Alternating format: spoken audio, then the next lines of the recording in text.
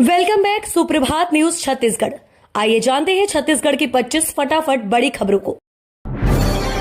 छत्तीसगढ़ सरकार ने सभी अधिकारियों और कर्मचारियों को अपनी अचल संपत्ति और वार्षिक ब्यौरा तय समय सीमा के भीतर प्रस्तुत करने के निर्देश जारी किए हैं। सामान्य प्रशासन विभाग ने इस संबंध में अपर मुख्य सचिव, प्रमुख सचिव, सचिव और विशेष सचिवों को पत्र भेजकर स्पष्ट कर दिया है कि 31 जनवरी तक वार्षिक संपत्ति विवरण जमा करना अनिवार्य होगा। जारी आदेश के अनुसार ये व्यवस्था छत्तीसगढ़ सिविल सेवा नियम 1965 के नियम 19 के तहत लागू की गई है। इसके अंतर्गत प्रत्येक सरकारी सेवक को हर वर्ष अपनी अचल संपत्ति की स्थिति दर्ज करानी होगी।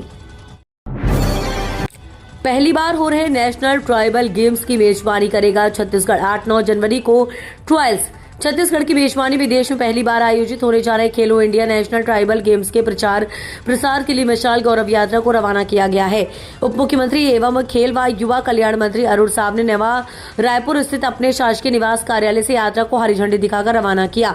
ये प्रचार वाहन राज्य के सभी जिलों का भ्रमण करेगा। आयोजन का शुभंकर मोरवीर थीम सॉन्ग और मशाल के साथ ये यात्रा गांव-गांव और शहर-शहर जाकर लोगों को खेलो इंडिया नेशनल ट्राइबल गेम्स के बारे में जानकारी देगी।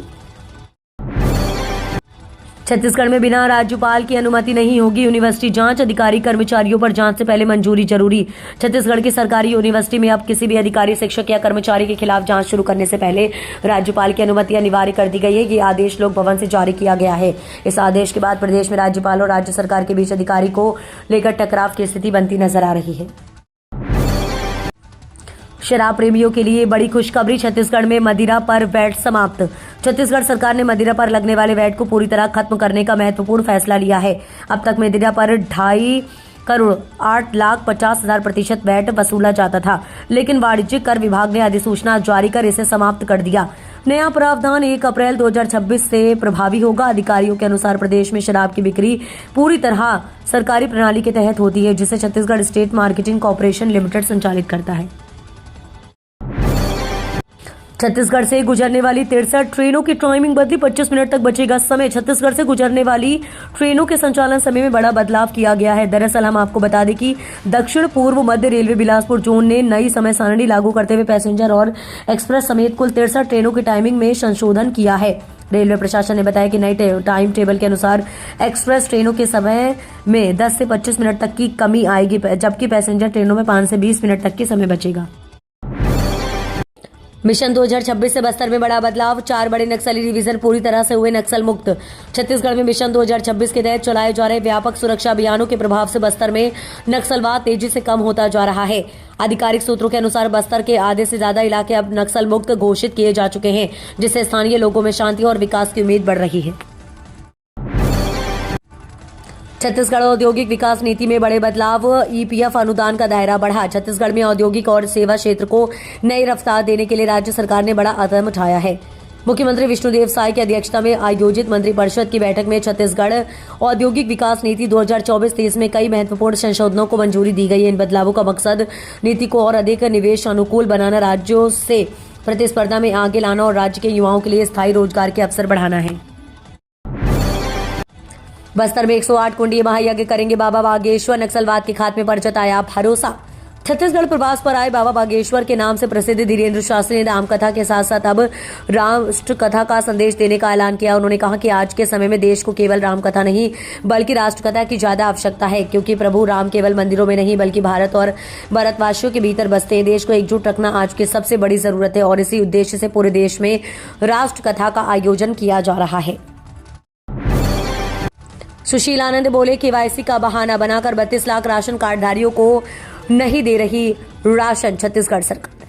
छत्तीसगढ़ प्रदेश कांग्रेस संचार विभाग के अध्यक्ष सुशील आनंद शुक्ला ने कहा कि साय सरकार 2 माह से 32 लाख उपभोक्ताओं को राशन दे रही है। ये सरकार का जन विरोधी कदम है। वही नहीं चाहती कि सभी को राशन देना पड़े, इसलिए केवाईसी का बहाना कर राशन वितरण रोक दिया गया। सरकार बनने के बाद सभी राशन कार्ड नए सिरे से बनाए गए थे, उनमें मुख्यमंत्री अपने फोटो छपवाए। जब 1.5 साल पहले राशन कार्ड बनाए गए, बनाते समय भी आधार कार्ड लिया गया था, फिर अचानक क्यों रद्द किया जा रहा है। सरकारी मेडिकल कॉलेजों में मरीजों के परिजनों के लिए बनेंगे सर्व सुविधा युक्त विश्राम गृह। गंभीर बीमारियों के इलाज के लिए दूर दराज से शहर आने वाले मरीजों के छत्तीसगढ़ परिजनों की परेशानी अब कम होगी। छत्तीसगढ़ सरकार ने एक संवेदनशील पहल करते हुए राज्य के शासकीय मेडिकल कॉलेज अस्पतालों में मरीजों के परिजनों के लिए सुरक्षित और सुविधाजनक विश्राम गृह बनाने का फैसला लिया गया है। इसके लिए मंत्रालय नवा रायपुर में चिकित्सा शिक्षा विभाग और सेवा दान आरोग्य फाउंडेशन के बीच MOU पर हस्ताक्षर किए गए हैं। कार्यक्रम में मुख्यमंत्री विष्णुदेव साय की उपस्थिति रही। नए साल के पहले दिन पुलिस विभाग में बड़ा फेरबदल। एसपी के आदेश से बदली कई जिम्मेदारियां। छत्तीसगढ़ की कांकेर जिले में पुलिस अधीक्षक कार्यालय बस्तर कांकेर द्वारा जिले में प्रशासनिक दृष्टि से बड़ा फेरबदल किया गया है। जारी आदेश के अनुसार पुलिस विभाग में पदस्थ नई निरीक्षक, उप निरीक्षक और सहायक उप निरीक्षकों को अस्थायी रूप से नवीन पदस्थापना दी गई है। यह आदेश 1 जनवरी 2026 से प्रभावशील होगा। पुलिस अधीक्षक द्वारा जारी आदेश में स्पष्ट किया गया है कि ये तबादले प्रशासनिक कारणों से दिए गए हैं। छत्तीसगढ़ में यूनिवर्सिटी की जांच से पहले राज्यपाल की अनुमति जरूरी।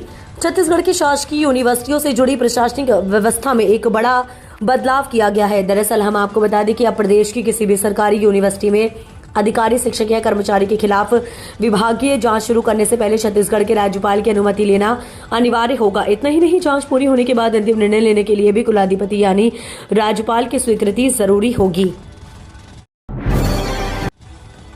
जांजगीर चांपा में सड़क सुरक्षा माह का शुभारंभ। रक्तदान से हुई शुरुआत।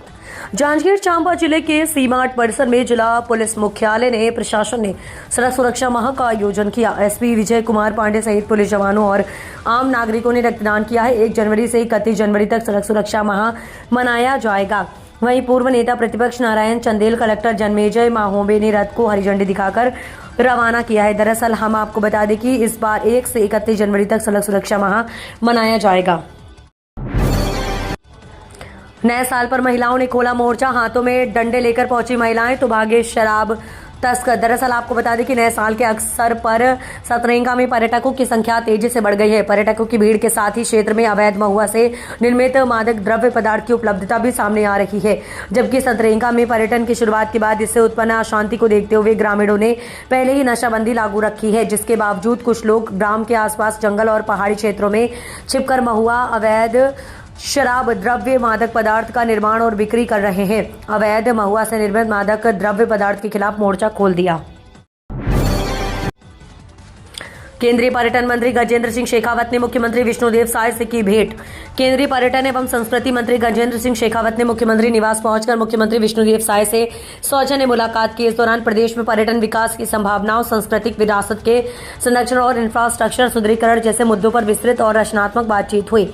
मुलाकात के दौरान मुख्यमंत्री ने राज्य की विशेष पर्यटन परियोजनाओं, धार्मिक और प्राकृतिक पर्यटन स्थलों को मजबूत बनाने की दिशा में केंद्र से सहयोग की अपेक्षा जताई है। NH30 का बदलेगा चेहरा। 2.5 मीटर से 12 मीटर चौड़ी होगी सड़क। बस्तर संभाग की लाइफलाइन मानी जाने वाली जगदलपुर कोटा राष्ट्रीय राजमार्ग अब 43 साल बाद नए रूप में नजर आ सकती है। लोक निर्माण विभाग की योजना के तहत 36 करोड़ रुपए की लागत से 6 किलोमीटर सड़क को 12 मीटर चौड़ा किया जाना प्रस्तावित हुआ है, जिससे रोजाना यातायात और सुरक्षा दोनों पर असर पड़ रहा है। उद्यान प्रबंधन ने सड़क चौड़ीकरण के बदले 15 करोड़ 56 लाख रुपए की क्षतिपूर्ति राशि की मांग की है। 20 जनवरी से 5 फरवरी तक आयोजित होगा एक्सपो। राडा ने रोड टैक्स में 50% छूट के लिए छत्तीसगढ़ सरकार का किया आभार व्यक्त। बहुप्रतीक्षित नवे राडा ऑटो एक्सपो 2026 20 जनवरी से 5 फरवरी 2026 तक आयोजित किया जाएगा।